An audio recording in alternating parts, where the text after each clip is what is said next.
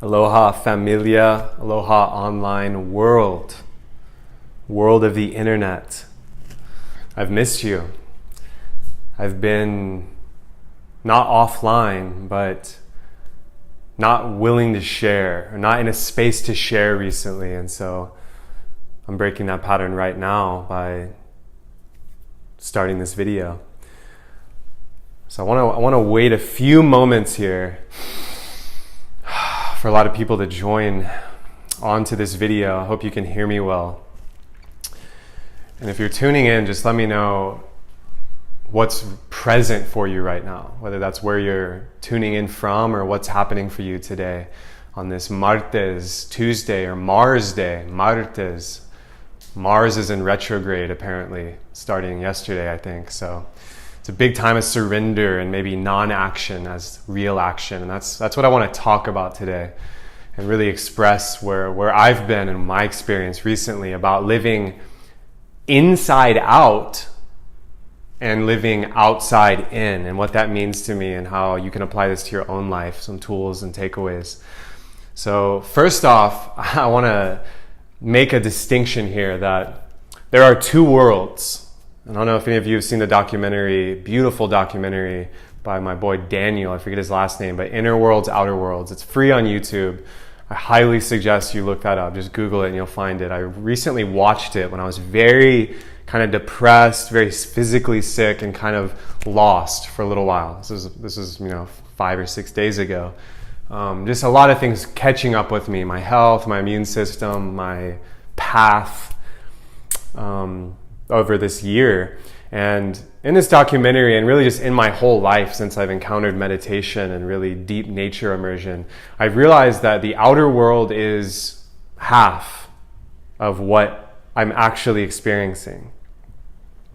There's a whole inner realm that is at least as big as the outer realm, if not bigger. Sometimes it feels bigger when you really get into a state of going inside, going into yourself. You can feel this.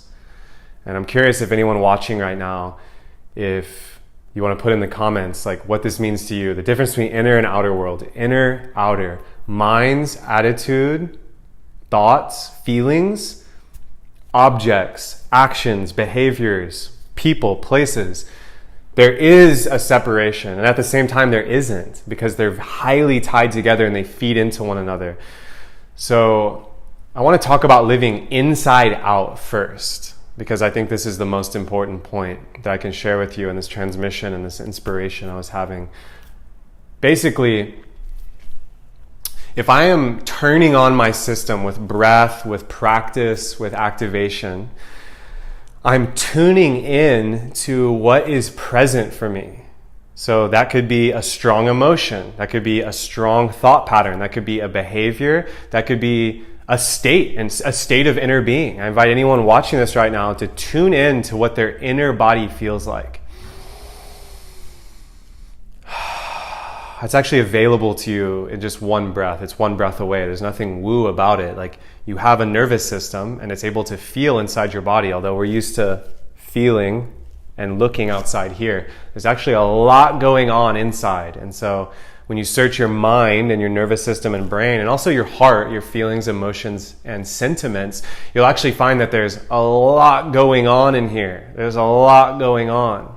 And so living inside out for me is all about starting there. That means I'm sourcing from these experiences, these feelings, these thoughts, these states that are deep within me, and then I fold them, transmute them, refine them, and I bring them to the outside world, in my relationships, in my business, in my work, in my dealings with people, plants, and animals out in the outside world. And this to me seems like the most important thing that a Westerner can hear. This was the most important thing I could hear as a young science and, at the time, religious obsessed college student and undergrad wanting to do research psychology. I suddenly realized that if I was wanting to study the outside world, well, guess what? It doesn't have what I'm looking for. It doesn't have answers. It doesn't even have necessarily the things that really are meaningful. Yes, there's people I can talk to, I can exchange ideas, I can eat food, I can go places, I can experience things, I can get all this sensory input. But the real output I was searching for, kind of an existential almost output, was all inside of me. And until I made that flip, and for me the pathway was philosophy, studying Western philosophy, then Eastern philosophy, then yoga and meditation, I had no idea how to access it because I wasn't taught this in school. I don't think any of us are taught this in school. So this is very fascinating to me. And living inside out means if I'm really being authentic, and I don't want to bullshit anyone here, anyone watching this, like I really want you to hear this because I have been experiencing on a deep level the past several days. Don't lie to yourself. What does that mean to you? Are you lying to yourself? How are you doing today? Do you like your job? Oh yeah, it's fine. It's great. It's great. It's like, oh yeah, how is it living here? Like, what's it like? Oh, the weather, you can't beat it. It's great. It's like, are you really meaning what you're saying? I found myself in these loops and was terrified because I realized I was putting on this kind of barrier around me through my language and my actions and sharing. And yet inside, I was feeling so different, almost like frighteningly different, where I was craving intimacy, I was craving creativity, far out conversations, deep talks, silence in nature, love for animals as my equal.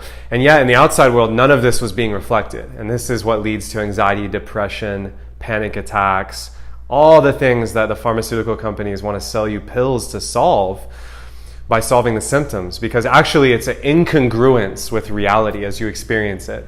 Because as much as you can try to change the outside world, really trying to change the outside world to affect your inner world is like going up to a mirror and drawing a smiley face on your face in the mirror to make yourself happy. Let me say that again.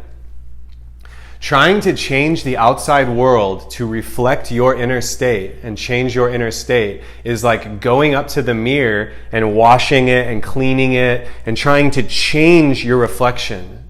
Drawing a smiley face or drawing, oh, I wish I was prettier, I wish this was different, or I really wish I had this personal power and magnetism that people listened to and respected. Not only is it ineffective, it's actually a form of insanity. And now this is no reason to get down on or depressed. This is merely a understanding that all mystics, sages, and wise men and women throughout history have been pointing at, and that is the external world and actions there will not impact the internal world per se. I'm not saying it's impossible, because it is possible. If you go do yoga and move your external body and breathe, your inner world will change. If you start your own business and are successful and feel good and reinvest that money in giving to your community and generous love and abundance mindset, your inner state will change. So you can do it.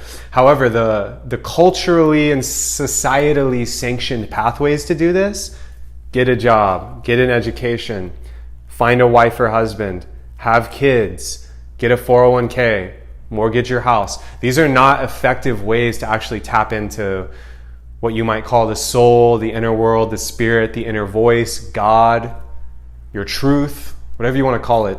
These are not effective ways to do it. And so that's why living outside in, which is the way I was raised and the way I understood as a child, not only led me to being ineffectual with my gifts, but it actually drove me into deep incongruency and hatred and rage and depression towards myself for wondering, why can't I do the things I want? Why don't women pay attention to me? Why don't my art and creativity have any value? Why don't I have something interesting to say to someone besides talking about the weather or what happened this weekend or your favorite sports team or the same old? And so society, maybe in the past, and I think we're moving past this very quickly. We really have, since 2012, the lid has been blown open, and so there's a myriad of places you can find out about this. And I really encourage you to do your own research and have your own personal experience. Anyone watching this, don't take my word for it. I'm just a canary in the coal mine right now, expressing my path and what's present for me. Really, self-inquiry is the only way you're going to find out. Basically, the outside-in mentality will not make you happy. It will not fulfill you on a deep, deep, authentic level, because until you tune in to what is actually present, and this is nothing spiritual, this is literally like sitting down with a piece of paper or your journal. I want to give you basic tools. This is the first step. Sit down quietly with a piece of paper or your journal and write out what you want. It's as simple as that. What kind of relationship do you want? What kind of life and job do you want? What kind of service do you want to offer? Where do you want to live? What do you want your life to look like? It can be this simple. Until you've done that and are really honest with yourself, this is where I have to encourage not lying to yourself. Not lying, being honest with yourself. And this can be very painful. I know for me it's been very painful, because when you're really honest with yourself, you might be scared of how different that is with how you're actually living and speaking and reacting to the outside world and to society and the pressures that are very real and exist. You have to eat, you have to have a place to live, you have to take care of children perhaps, you have to take care of a community. And so I'm not discounting any of those things, honor. However, your personal power is always going to be trumping the outside conditioning that is always imprinting upon you. So this is my invitation to you. Experiment with living inside out. If you source from the inside and get quiet, and this is like the first thing in the day, this is the last thing before you go to bed, and really get clear with what you're creating with your thoughts, words, and deeds. Guess what? Your life might radically shift, and it might go in a direction you weren't prepared for or couldn't foresee, because actually the outside-in conditioning was so strong. And until you make this switch, and even a tiny droplet of water can start a rushing river here, a simple action and a simple dedication to just getting quiet, writing down your goals, getting clear with your goals, talking to your lovers, talking to your best friends, talking to your community, to your superiors, to your elders, to your children about your goals, and getting real feedback, you may be surprised at how fast things change for the better for you. And it can be painful, because if you've been depending on validation from the outside and been depending on people from the outside to tell you, hey, you're doing a good job, keep doing it, you're doing great in your work, great, you're doing great in your community, and you've been really feeding off that, when this switch starts to happen, that can be very scary, because suddenly the external props, and they are props, they're like stilts or crutches, start to come down and the curtain lifts. And suddenly you get to realize that you have a lot to deal with. And this is a beautiful process. It's beautiful, this awakening and deep work, because this is how you shine your light in the world. The world's fucked up. You don't like Trump. You're scared for immigrant families. Yeah, they're real problems, and we should take action, like call your congressman, do all of those actions. And don't get caught up in the drama and parasitism. Flip back into yourself, because the only way you're going to move the world one step closer to heaven on earth and to equality and peace and really cooperation instead of competition and this predatory pattern that humanity in the past was acting out. To really get to cooperation, it starts with you and getting your being together and starting to be a beacon and a flashlight and a flash bulb of energy by asking within and then pulling that out into the world instead of pulling in the conditioning and expecting your life to change that way. Thank you all for tuning in. I so appreciate every one of you, all your support. Please share this video if it resonates. Share it with your family and friends. I invite you to do that little simple tool of sitting down quietly with your journal and see what happens. I think you'll be pleasantly surprised. Love you, fam.